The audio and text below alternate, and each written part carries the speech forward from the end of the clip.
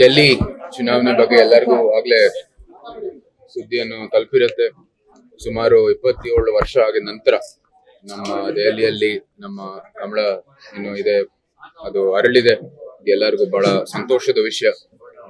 ವಿಶೇಷವಾಗಿ ನಮ್ಮ ದೆಹಲಿಯ ಒಂದು ಏನು ಭಾಜಪಾ ಇದೆ ಅವ್ರಿಗೆ ವಿಶೇಷವಾದ ಶುಭಾಶಯಗಳನ್ನು ಸಲ್ಲಿಸುತ್ತೇನೆ. ಮತ್ತು ಇಡೀ ಭಾರತದಲ್ಲಿ ಸಮಸ್ತ ಏನು ಭಾಜಪಾಯಿನ ಸದಸ್ಯರಿದ್ದಾರೆ, ಕಾರ್ಯಕರ್ತರಿದ್ದಾರೆ, ಅವ್ರಿಗೆಲ್ಲರಿಗೂ ಕೂಡ ನಾನು ಶುಭಾಶಯಗಳನ್ನು ಸಲ್ಲಿಸುತ್ತೇನೆ.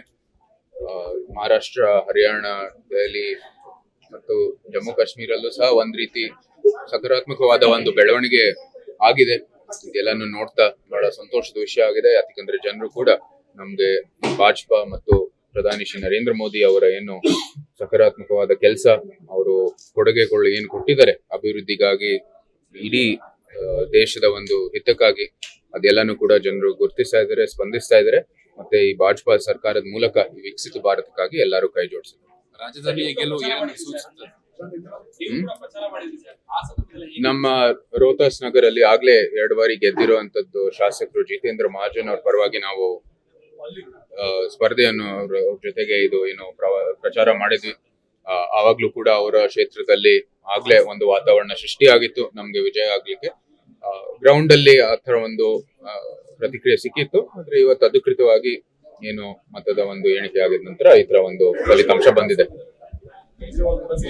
ಕೇಜ್ರಿವಾಲ್ ಮತ್ತೆ ಹಾಲಿ ಸಿಎಂ ಕೂಡ ದೆಹಲಿಯ ಏನು ಸಮಸ್ತ ನಾಗರಿಕರು ಇದ್ದಾರೆ, ಅವರು ಏನೇನ್ ಕಷ್ಟಗಳು ಅನುಭವಿಸ್ತಾ ಇದ್ರು, ದೆಹಲಿಯ ಸರ್ಕಾರದ ಅನೇಕ ಏನು ಸ್ಕ್ಯಾಮ್ಗಳಿತ್ತು ಅದೆಲ್ಲಾನು ಕೂಡ ಗಮನಿಸಿ, ಅವ್ರಿಗೆ ಏನು ದುರಾಡಳಿತ ಇತ್ತು ಅದೆಲ್ಲಾನು ಕೂಡ ಗಮನಿಸಿ ಇವ್ರನ್ನ ಏನು ಸೋಲ್ಸಿದ್ದಾರೆ.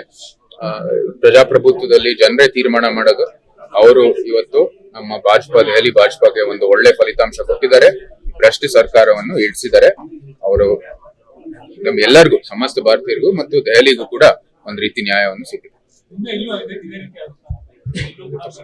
ನಮ್ಗೆ 100% ವಿಶ್ವಾಸ ಇದೆ. ನಮ್ಮ ಮೈಸೂರಿನಲ್ಲಿ, ಇಡೀ ಕರ್ನಾಟಕದಲ್ಲಿ ಈ ಕಮಲವನ್ನು ಅರಳಿಕ್ಕೆ ಎಲ್ಲ ರೀತಿಯ ಒಂದು ವಾತಾವರಣ ಸೃಷ್ಟಿ ಮಾಡ್ಲಿಕ್ಕೆ ನಾವು ಕೈ ಜೋಡಿಸ್ಕೊಂಡು ಕೆಲಸ ಮಾಡ್ತೀವಿ.